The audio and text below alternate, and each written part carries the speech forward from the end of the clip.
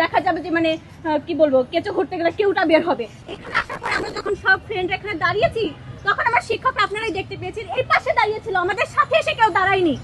আপনাদের সারিতে ছিল। এখন এসে সে বলছে যে আমি তো আমাদের সাথে সম্মতি জানাচ্ছি।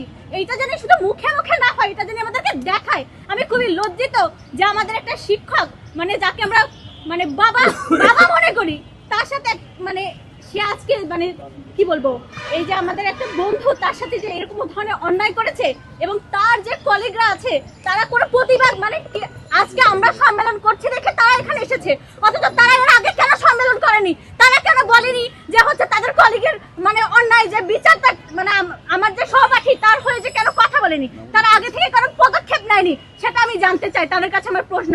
আর যখন আমরা তারা কি অপেক্ষা করছিল যে আমরা কখন সংবাদ সম্মেলন করে সবাইকে জানাবো, তারপরে তারা এসে আমাদের সাথে হচ্ছে একসাথে হবে, এটা কেন তারা আগে থেকে করেনি? তারা আগে কেন নিজেরা পদক্ষেপ নেয়নি?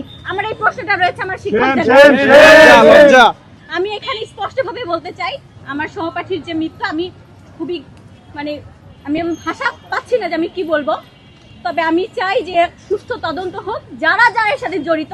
দেখা যাবে যে মানে কি বলবো, কেঁচো ঘুরতে গেলে কেউটা বের হবে, সবই যেন বের হয়, এই সিস্টেমটা যেন চেঞ্জ হয়। আর কারো কোনো শিক্ষার্থী যেন এই ধরনের মানে মৃত্যু আমরা কামনা করি না, এই জন্য কোনো কিছু যাতে না হয়, সিস্টেম যেন চেঞ্জ হয়। আমার সবার কাছে অনুরোধ, মানে এই তদন্তগুলো জানি করা হয়, এবং আমার শিক্ষকরা জানি জবাবদিহিতা দিয়ে যায়, তারা এত সময় কোথায় ছিল, কেন আসেনি।